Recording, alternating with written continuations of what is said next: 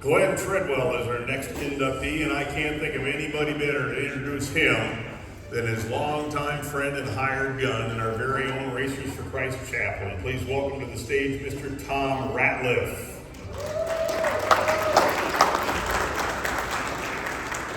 Tom, this time when you're done talking, no national anthem.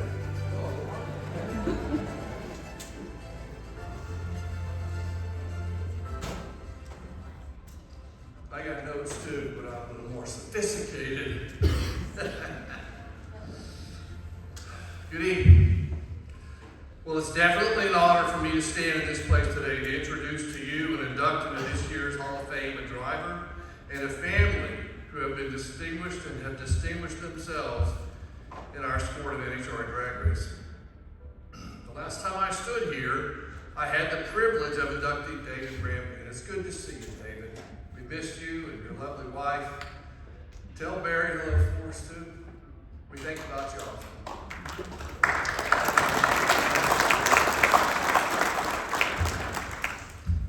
But Dave was perhaps one of the greatest sportsman racers in all of NHRA drag racing history. David certainly made his impact on Comp Eliminator, but he did it in a little different way than this next gentleman that I'd like to introduce to you, and his name is Glen Treadwell. Glen is unique to modern day comp racing because of his approach to the class and his longevity that he has enjoyed competing in this class. Glen and Cher began competing back when comp was called modified. Their first race car was a 69 Camaro with a 302 small block Chevrolet. First time they took it out to Orlando to test, it went 950. Most would have been very satisfied with that, but not Glen. While discussing it with a good friend who told him, you know, maybe you're just expecting too much from this combination, Glen told him straight up, if this thing don't run 850s, I'm burning it to the ground. Well, after several changes and some fine tuning, that 69 Camaro was running 850s, and that put a big smile on Glen's face. As those of you who compete in Comp Eliminator understand, this is a performance-based class, where the driver is definitely a key component, but equally important, if not more so, is the performance of the car. A good driver without a competitively fast car will be frustrated because it will not win. A good car without a good driver will be frustrated also because they will not last. The index will be used up early, leaving them without enough to win, or they will destroy their index and be pretty much washed out of the class. Comp is a card game unlike any other class of racing. It is a class where you have to hold your cards. Try to qualify in the right spot. Only put out on the track what you have to win. And hope that you brought enough at the end of the day to win the race, if you decide it's worth it. As you know, this class typically has an index that is attached to the car. Only recently have they had personal indexes attached to the driver. But when Glen started racing, and throughout most of his career, the index was attached to the car. This meant anyone else in your class, wherever they were racing, could hit your index. They may have won a big race with it, but you suffer the consequences without even trying. Their gain was your loss. This is a very frustrating part of comp racing. The personal indexes have dealt with that somewhat, but at that time, you had to just deal with it and hope no one else hit your own index. The first couple of years the Treadwell family competed in comp, they did so in AEA, same class that David raced for years. For 2 years they didn't win a single round. They went out race after race, put out their best effort, but unfortunately came up short. Loaded their car, went home, and tried to figure out how to make it faster. The first big NHRA race Glen won was the U.S. Nationals in Indianapolis. That was a pretty good start. The first U.S. National win was with a small block Chevy V8. The next one was with a cast iron Ford straight six-cylinder. And the third one was with a Chevy 4-valve six-cylinder twin overhead cam Hemi. All of these wins were done with different combinations. And that's one of the things that makes Treadwell racing so unique. Because of the nature of Comp Eliminator, Glen came to the decision that he needed to come up with a combination that could not easily be copied. This is what I believe truly distinguishes the Treadwell teams from most other teams. Glen, with his team, designed, built, and raced their own power plants and cars. This gave them the opportunity to choose the class and combination they believed would give them the greatest advantage. They decided to run an inline six-cylinder, at first with the Ford and then later with the Chevrolet. The Fords were good to the Treadwells. They won many races with the Fords. Glen's daughter, James, who's here, driving one of the Fords, was very successful, winning divisional championships and several other big wins with this combination. The Fords were basically junkyard motors that they modified greatly in order to extract all the performance they could out of them. Unfortunately, they were rather delicate and very high in maintenance. It required a lot of effort to keep a Ford running. When the Trailblazer motors came out, they began investigating going the direction of the Chevrolet again. Again, these are junkyard motors. Not too many comp motors come to life this way in modern comp eliminator racing. Again, they started with a stock Chevrolet engine and developed it into an amazingly fast and durable comp eliminator combination. Yes, this motor had its problems, and they worked it out, but it was stronger and a better platform to build on. I will never forget standing on the starting line with David and Barry at the All-Star race in Chicago. Glen was debuting his six-cylinder Chevy in a 27T Alta. We stood there and watched him leave the starting line, and David looked at Barry and just shook his head and walked away. He knew that that was a bad car, that he was going to be tough to deal with. That was quite a combination. Had it not been for the Treadwell's hard work and winning performances, they would not be in the position that they are today. However, what distinguishes Glen and his family goes beyond their performance in comp. The character they have developed and demonstrated among other competitors has earned them the reputation of being a gentleman and a lady who practice their Christian faith by how they conduct themselves. Most competitors in comp love and respect the Treadwells. The only time they may not like them is when they're forced to race them. Comp Eliminator, because of its nature, will always be a class where emotions and competition can run high. Glen is a competitor who is competing for the win both on and off the track. This will never change, because this is who he is and what it requires to be successful in this class of drag racing. The day that passion to compete fades is the day the Treadwell family and team will step away from the sport. But no matter how or when that day comes, we can still count on Glen and Sharon and his family to be there for their friends and fellow competitors as long as their Lord and Savior Jesus Christ gives them breath to win you over for Christ. The Treadwell motto: one peace, one hope, one joy, try Jesus. And with that said, it is my honor and privilege to present to you Mr. Glen Treadwell as the Hall of Fame inductee.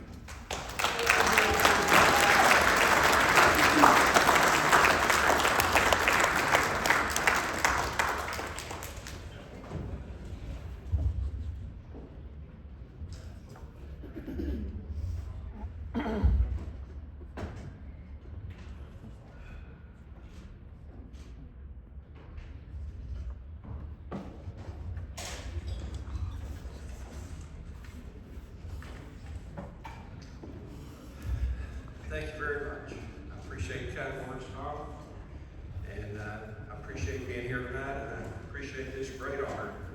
And I accept this honor on behalf of myself and our team that's been set up here tonight. You don't get up here by yourself. There's folks that come with you. And while we were driving here, my family, we were talking, they said, what is your top three? And I thought about it for a little bit. They were looking for something a little different than I was going to say. They wanted to hear a racing story. But I told them my top three is, number one, that this journey that we've taken together with NHRA and NHRA Division 2, we took as a family journey. And that's my number one, would be that it was a great family journey. We raised our children here. And a lot of the time, my family was the team that we actually had here. But the main one is my wife, Sharon, and she is the heartbeat of our team. She is the first one to get ready. She's the first one to load the truck. She'll wash the truck. She'll wash the trailer. She feeds us. She looks after us. But she's also competitive, more than you might think. She surprises me even sometimes when I'm not thinking about it. One time at U.S. Nationals, I'll never forget, we had made it to the semifinals, and we were talking how we were going, the strategy we had for this next race. And she knew it was pretty close, and she grabbed a hold of me, and she shook me, and she says, "Quit messing around. I want you to take the strike." And I said, "Who is this woman?" You know? But she was fired up, and she does get fired up, and she enjoys racing. But my three girls as well, Jamie, Jenny, and Julie, and they complete our team. Jamie's always been our statistician. Years ago, David could remember when we had all the notes, we knew everything that was going on. Everybody went to Jamie if they wanted to know what was going on. But she helped us make our plans. Jenny, she's always been a support. She's always enjoyed working on the car. She's used to do all the tire pressure, everything, back when she was even a small girl. And Julie as well. She's fit in everywhere she can. And around with this race, and it's just been a great, great journey with my family, to have my family there. Also, my friends. You know, this thing comes down more to friendships than anything else. And I'm just thankful for all of my friends here. And I just have made friends all over the United States through NHRA drag racing. And the third thing is just reflecting back on a racing career. And in this career, of course, it was kind of, Tom alluded to it a little bit, it was kind of separated into two kind of categories, all in competition eliminator. We liked having that standard, something to shoot for. We didn't hit it. It took us a long time before we could even meet the standard, but we kept on. But when I think of it, I think of the folks that I started with.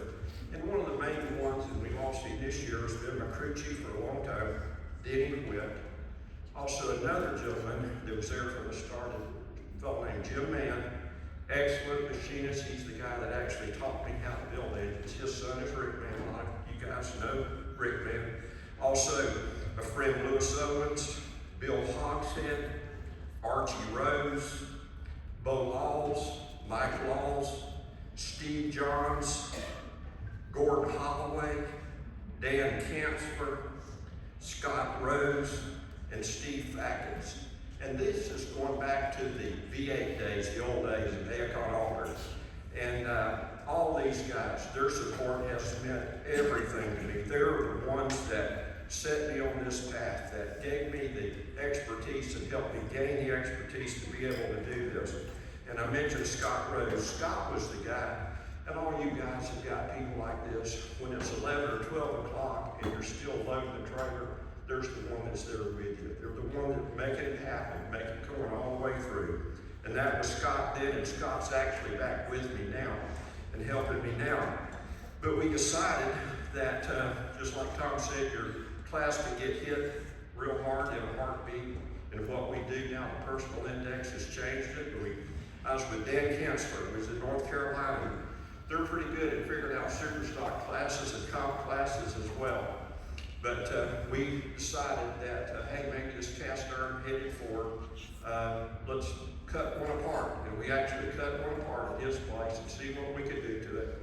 And we all three of us went to cast iron welding school so we could learn how to fix and make a racing head out of a cast iron Ford. But it's been quite a process. There's folks that helped me through that as well. One of my friends we lost this year, Bob Huebman, he encouraged me from the minute we started with the 6-cylinders. He's helped me all the way through. Lou Linebear, there's a guy that he helped us lay out our port layouts on all of our cylinder heads from the very get-go. Sherman Sly, actually an older gentleman. He's in his 90s, lives in Roanoke, Virginia. He raced a lot back in the day.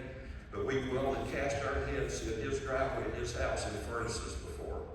But also, I think of Steve Fackett and some of the processes that's going along Star Machine. They make the greatest vacuum pumps, I believe. Back a long time ago when it first started, Stevie Johns is the guy that actually told me about vacuum pumps. They wouldn't show you one on the car. We were actually using old Chevrolet pumps, smog pumps off of cars as our first vacuum pump. Some of you may remember that. But Steve and Tim made a great one. Also think of Mark Fields here lately. Mark Fields has been here with me tonight. And on the 4-valve Chevrolet, when we went this direction, Mark was God. He's been there with me from thick and thin, those late nights, those long days, and putting it together to take a competitive car to the track. And then I think of some of the people that has really sewed in and encouraged us. At the end of this day, when Denny couldn't do anything, him and Marion Witt. We also have Alan Layton that's helped us a whole lot, the Layton family, Steve Fackett. And these guys have showed up all over the place to help us at races. And I'm just so thankful for each one. Also, I think of tonight, Tom Ratliff and RFC and the RFC community and chaplains. And I'm just so thankful that we do have a place to go worship. And we do have some time set aside. I appreciate NHRA for making that happen as well. Also thank NHRA. And for all these years that we've raced here, we've always felt like that NHRA in Division II, we're proud to be from Division II. We've always felt like we got a fair shake. We've also felt like they did the best they could to run a good race and a great race. And we just appreciate them so much. But lastly, I'd just like to thank my Lord and Savior, Jesus Christ. You know, He gives me the strength and the hope to even do this. I wouldn't even do it if He hadn't given me the strength and the desire to do this. And it's just a great place to raise a family. I'm appreciative for all you guys, for this racing community, and I'm just very appreciative. Thank you very much.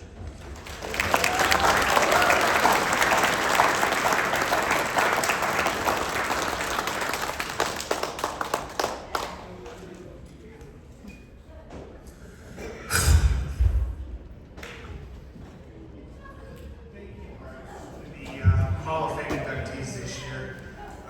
We do want to invite all of the Hall of Fame inductees and current Hall of Fame members because there are quite